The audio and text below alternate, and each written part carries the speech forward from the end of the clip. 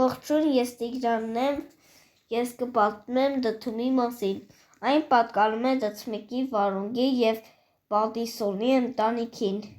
և բարեկամական կապերի մեջ է ձմերուկի և սեխի հետ։ Որպես ծնունդ, այն օգտագործել են Ամերիկայում 3000 տարի առաջ։ Գոյություն ունեն դդմի տարբեր տեսակներ։